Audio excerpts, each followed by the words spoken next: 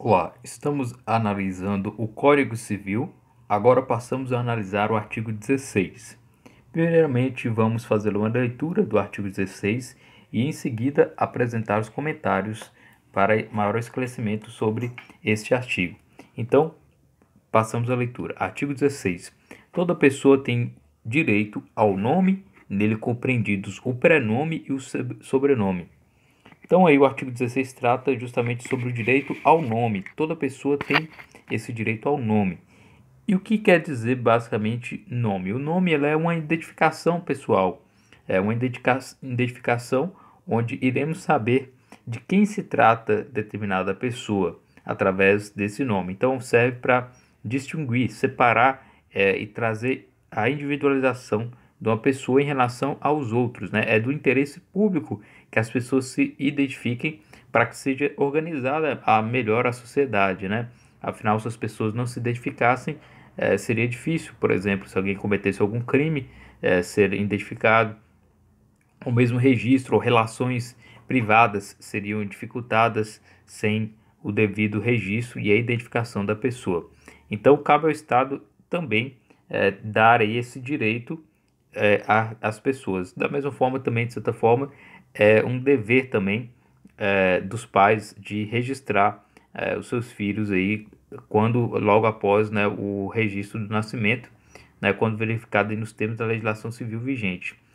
Então temos aí o nome como um direito da pessoa e o nome serve para ter uma identificação da pessoa, né, identificação pessoal. Nele são compreendidos o prenome e o sobrenome.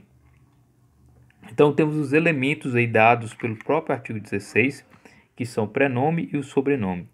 Esses são os elementos chamados elementos principais. Os elementos principais, então, são prenome e sobrenome. O prenome é basicamente o chamado nome de batismo. É o nome que as pessoas têm considerados como o primeiro nome, né? Por exemplo, João, José, Maria, Henrique, Ricardo. Esse é chamado de prenome, né? Enquanto que o sobrenome, ele identifica a origem familiar, né? O sobrenome, normalmente, ele identifica o chamado patronímico, né? O patronímico, ele é gerado através da sucessão. Os pais têm um sobrenome e os filhos devem herdar esse mesmo sobrenome, para que se identifique qual família aquele indivíduo pertence. Então, enquanto que o prenome identifica basicamente o indivíduo como singular dentro de um âmbito familiar, o sobrenome identifica a qual família ele pertence. Então é João, que pertence a uma família Oliveira, né? Maria, que pertence a uma família basicamente Fernandes, e assim sucessivamente, né? O prenome e sobrenome serve, portanto, para identificar o indivíduo e a sua família, a origem, né, do nome da sua família. Existem ainda também os chamados elementos secundários. Os elementos secundários são aqueles acréscimos que são feitos ao nome, ao prenome ou ao sobrenome, né, que podem trazer aí elementos caracterizadores. Por exemplo, o axiônimo, né, que é chamado aí axiônimo, ele pode ser considerado aí como um tratamento. Ele basicamente não é obrigatório, ele não precisa ser necessariamente inserido. Por exemplo, exemplos aí de axiônimos. Senhor, Vossa Excelência, basicamente tratam aí, em relação a ministro, a desembargador, a senador, né? São os títulos de nobreza, títulos acadêmicos, né? Doutor, mestre, eclesiásticos, qualificação de oficial. Esses são chamados axiônimos. Então, eles não são obrigatoriamente colocados dentro de um registro, né? Da mesma forma, também existe outro tipo de elemento secundário que podemos considerar e é chamado agnome. O agnome, ele é um acréscimo, uma partícula acrescentada ao sobrenome normalmente. Por exemplo, é o Júnior, filho, neto, normalmente para identificar e separar o indivíduo em relação ao seu grau de parentesco, né? Por aí, João Fernandes, ele vai ter um filho. Aí, João Fernandes, filho. Ou João Fernandes Júnior. Dá para identificar que aquele indivíduo é filho de outro João Fernandes com o mesmo nome, né? Até para distinguir basicamente homônimos, né, pessoas que têm o mesmo nome, aí se acrescenta neto, sobrinho, filho. Esse é o chamado agnome. Da mesma forma, temos outros tipos de designações também, como por exemplo os apelidos e os pseudônimos.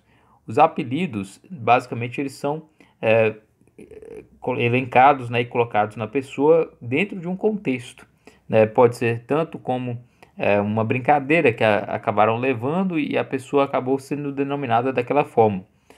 Um dos exemplos comuns aí é o Pelé, por exemplo, que é um apelido, mas que pode ser incorporado, segundo a Lei de Registros Públicos, no próprio nome. Outro exemplo, Lula, né? Ele até incorporou Luiz Inácio Lula da Silva como sendo o nome dele, né? Ou, por exemplo, Popó, né? Que é o lutador, ele colocou dentro do nome Arcelino Popó Freitas.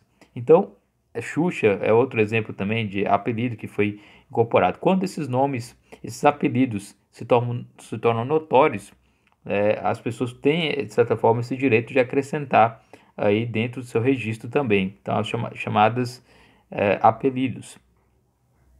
Quanto à alteração do nome, né, que já mencionamos aqui um pouco, a alteração do nome está prevista no artigo 58 da Lei de Registros Públicos e que determina basicamente que o prenome será definitivo, ou seja, se você colocar o seu prenome de João, ele vai ser definitivo, vai ser imutável, salvo exceções jurisprudenciais que nós veremos logo adiante, né?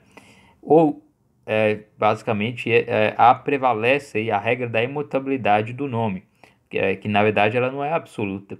Existem diversas hipóteses que permitem alterar esse nome, sobrenome.